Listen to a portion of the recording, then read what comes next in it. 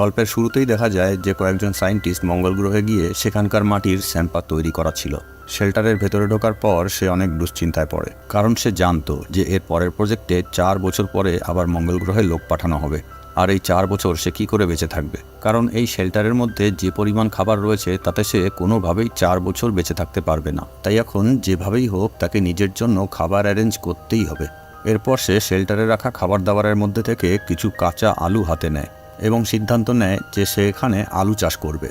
আর তা করতে গেলে জল এবং উর্বর মাটি সহ পৃথিবীর মতো আবহাওয়ারও দরকার আছে, যার কোনো অস্তিত্বই এই গ্রহে নেই। তবুও সে হার না মেনে চাষের জন্য প্রস্তুতি নিতে শুরু করে। সে প্লাস্টিক দিয়ে একটি জায়গা ঘিরে নিয়ে সেখানে প্রয়োজন মতো আবহাওয়া আর্টিফিশিয়ালভাবে তৈরি করে। আর এবার তার জলের প্রয়োজন হয়, কিন্তু সেখানে চাষ করা যায় সেই পরিমাণে জল ছিল না, শুধুমাত্র তৃষ্ণা মেটানোর মতো জলই ছিল। কিন্তু সে জানতো যে জল কিভাবে বানাতে হয়। প্রয়োজনীয় সমস্ত উপকরণই তার কাছে মজুদ ছিল। তাই সে হাইড্রোজেনের সাথে অক্সিজেন মিলিয়ে সেটাকে জ্বালিয়ে জল বানানোর চেষ্টা করে এবং তার ফলে এক ভয়ানক বিস্ফোরণ হয়। যদিও মার্ক তার ক্যালকুলেশন অনুযায়ী হাইড্রোজেন আর অক্সিজেনের পরিমাণ ঠিকই নিয়েছিল, কিন্তু বিস্ফোরণ হওয়ার কারণটি হলো যে মার্কের নিঃশ্বাস নেওয়ার কারণে সেখানে অক্সিজেনের পরিমাণ কমে গেছিল। কিন্তু মার্ক এতে হার না মেনে আবার চেষ্টা করে এবং এবার সে সফল হয়। সেখানে বাষ্পরূপে বিন্দু বিন্দু জলের সৃষ্টি হয় এবং চাষের জন্য তার যেটুকু জলের প্রয়োজন ছিল তা সে পেয়ে যায়। আর তার কয়েকদিনের মধ্যেই সেখানে প্রথম চারা অঙ্কুরিত হয়। আর মার্ক তা দেখে ভীষণ খুশি হয়। ওদিকে পৃথিবীতে মার্ককে মৃত বলে ঘোষণা করা হয় এবং মার্কের নামে কবরস্থানে একটি সমাধিও বানানো হয়।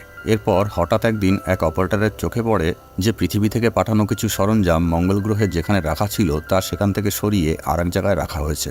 আসলে ওগুলো ছিল কিছু সোলার প্যানেল, যা মার্ক তার প্রয়োজন মতো সেখান থেকে সরিয়ে অন্য জায়গায় নিয়ে গেছে।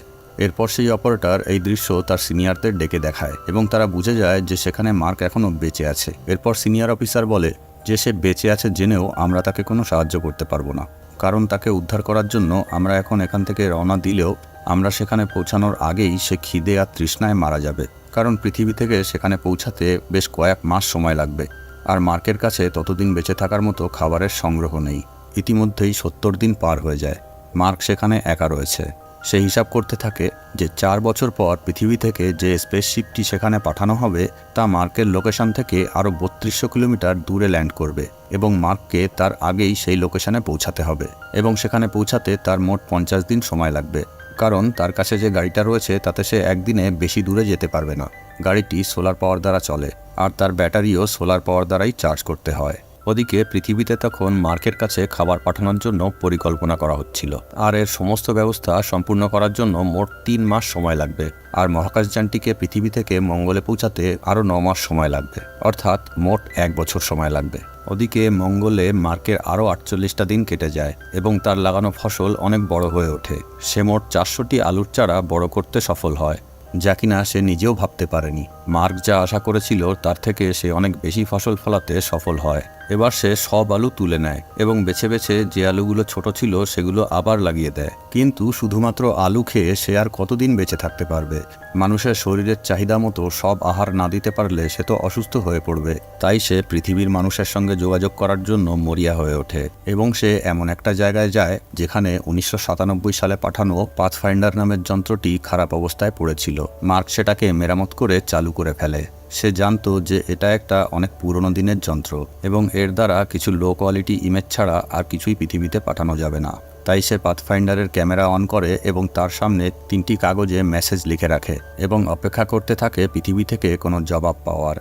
ওই 3টি কাগজের মধ্যে মাঝখানের কাগজটিতে মার্ক লিখে রেখেছিল যে আমার সিগন্যাল কি তোমাদের কাছে পৌঁছাচ্ছে, আর দুপাশের 2টি কাগজের একটিতে লিখেছিল হ্যাঁ আর একটিতে না। এর কিছুক্ষণ পরেই পাথফাইন্ডারের ক্যামেরাটি হ্যাঁ লেখা কাগজটির দিকে ঘুরে যায়, অর্থাৎ পৃথিবী থেকে মার্ককে দেখতে পাচ্ছিল। মার্ক এটা বুঝতে পেরে আনন্দে লাফিয়ে ওঠে। এরপর মার্ক কোডের মাধ্যমে তাদের সঙ্গে কথা বলা শুরু করে, কারণ পাথফাইন্ডার দিয়ে ভিডিও কল বা অডিও কল করা সম্ভব ছিল না। এবার কোডের মাধ্যমে মার্ককে জানানো হয় যে তারা নাসা থেকে মার্কের জন্য প্রয়োজনীয় জিনিসপত্র ও খাবার দাবার পাঠানোর বন্দোবস্ত করছে। আর তারা মার্ককে এটাও জানায় যে তার ক্রু মেম্বারদের, অর্থাৎ যে সঙ্গীদের সঙ্গে মার্ক অভিযানে গেছিল, তারা তাদের মহাকাশযানে রয়েছে, এখনও তারা পৃথিবীতে পৌঁছায়নি এবং তাদের জানানো হয়নি যে তুমি বেঁচে আছো। কিন্তু এবার নাসা থেকে মার্কের ক্রু মেম্বারদের জানানো হয় যে মার্ক এখনও জীবিত আছে। শুনে তারা অনেক খুশি হয় আর সঙ্গে কষ্টও পায়, কারণ তারাই মার্ককে ভুল করে ওখানে একা ফেলে এসেছে। যাই হোক, এবার মার্ক বেশ খুশি। সে একটি ক্যামেরায় তার চাষ করা আলুর ফসলের ভিডিও রেকর্ড করে। কিন্তু দুর্ভাগ্যবশত পরবর্তী দিন যেখানে মার্ক আলুর চাষ করেছিল সেখানে এক বিস্ফোরণ হয় এবং তার সমস্ত আলুর ফসল নষ্ট হয়ে যায়, যার কারণে আর দ্বিতীয়বার ওখানে আলুর চাষ করা সম্ভব না। কারণ শেল্টারে থাকা সমস্ত সামগ্রী ব্যবহার করে মার্ক যে পৃথিবীর মতো আবহাওয়া সেখানে তৈরি করেছিল তা সম্পূর্ণ নষ্ট হয়ে গেছে। এবার মার্ক হিসাব করে দেখে যে তার কাছে খাওয়ার মতো যে পরিমাণ আলু বেঁচে আছে তা খেয়ে সে পৃথিবী থেকে সাহায্য আসা পর্যন্ত বেঁচে থাকতে পারবে না। তাই নাসা থেকে মার্ককে বলা হয় যে এখন থেকে তোমার যতটা সম্ভব কম খাবার খেয়ে খাবার বাঁচিয়ে রাখতে হবে বেশি দিন বেঁচে থাকার জন্য। কারণ এখান থেকে তোমার জন্য যে খাবার দাবার পাঠানো হচ্ছে সেটা তোমার পর্যন্ত পৌঁছানো অবধি যে করেই হোক তোমাকে বেঁচে থাকতে হবে। আর মার্কও ঠিক তাই করে। সে একদিনে 3 বেলায় যে খাবার খেত তার 1 বেলার খাবার ভাগ করে 3 বেলা ধরে খেতে শুরু করে। আর ওদিকে পৃথিবী থেকে নাসা মার্কের জন্য একটি স্পেসশিপে তার প্রয়োজনীয় জিনিসপত্র ও খাবার দাবার ভর্তি করে পাঠিয়ে দেয়।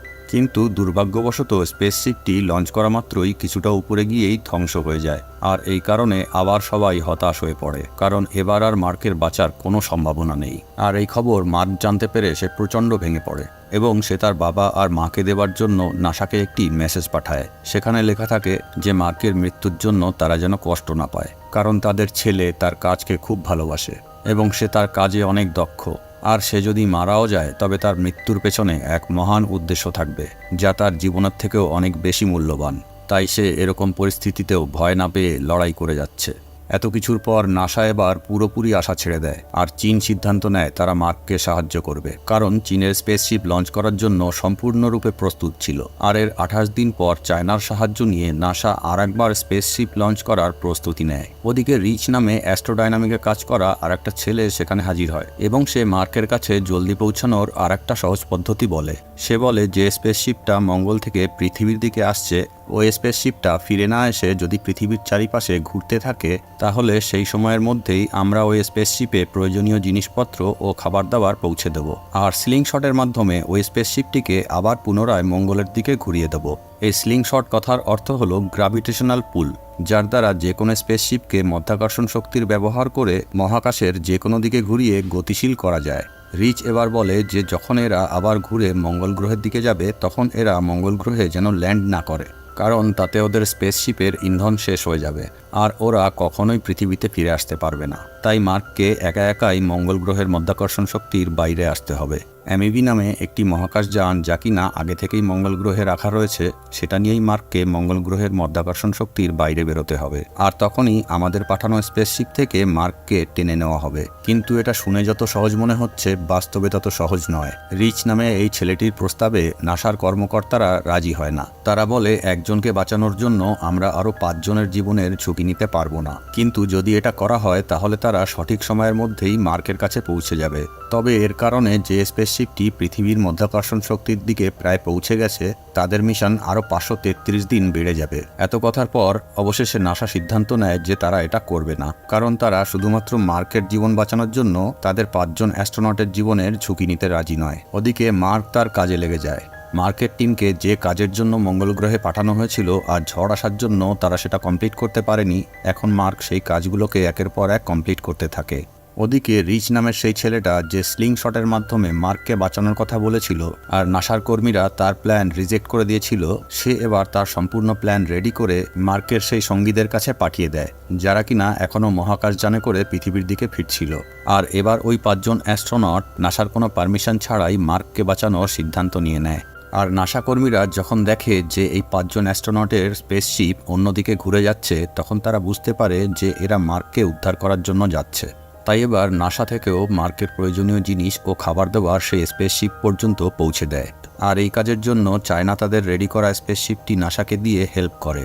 ওদিকে মঙ্গল গ্রহে মার্ক সেই অ্যামিবি নামের ছোট স্পেসশিপটির দিকে এগোতে শুরু করে। সে জানে যে এই স্পেসশিপটি দ্বারা কোনোদিনই পৃথিবীতে পৌঁছানো যাবে না, শুধুমাত্র মঙ্গল গ্রহের মাধ্যাকর্ষণ শক্তির শেষ প্রান্ত পর্যন্ত পৌঁছানো যাবে। আর সেই পর্যন্ত পৌঁছে হামিসের দেখা পেলেই হবে। হামিস হচ্ছে সেই স্পেসশিপটি যাতে করে মার্ক তার 5 জন সাথীর সঙ্গে এখানে এসেছিল, আর এখন তার ওই 5 জন সাথী ওই স্পেসশিপটিতেই তাকে আবার ফিরিয়ে নিয়ে যেতে আসছে।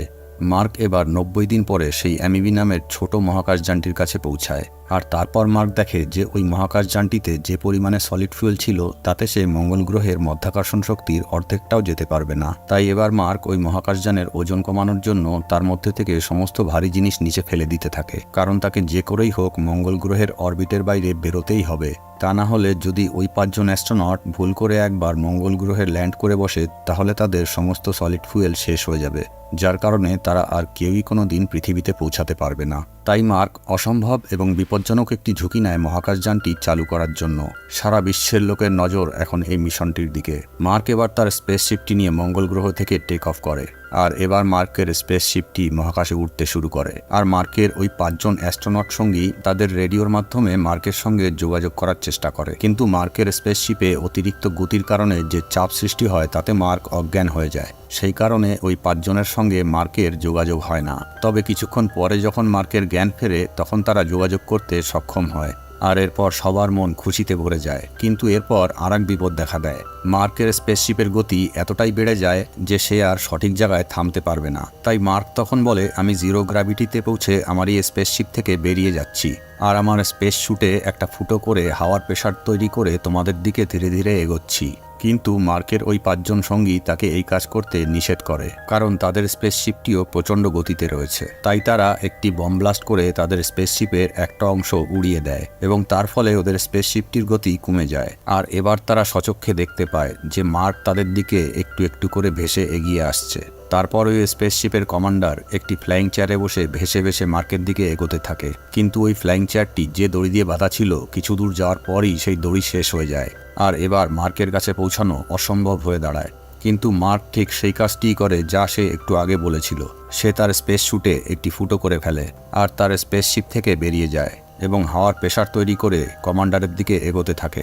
এরপর যখন মার্ক ওই কমান্ডারের হাত ধরে তখন তার হাত ফসকে মার্ক অনেক দূরে চলে যায়, কিন্তু যে দড়িতে কমান্ডারের চেয়ার বাঁধা ছিল সেই দড়িটা মার্ক ধরে ফেলে। আর অবশেষে মার্ক তার পুরনো সাথী এবং পুরনো স্পেসশিপে পৌঁছাতে সফল হয়, যে স্পেসশিপে করে সে এই মঙ্গল গ্রহে এসেছিল।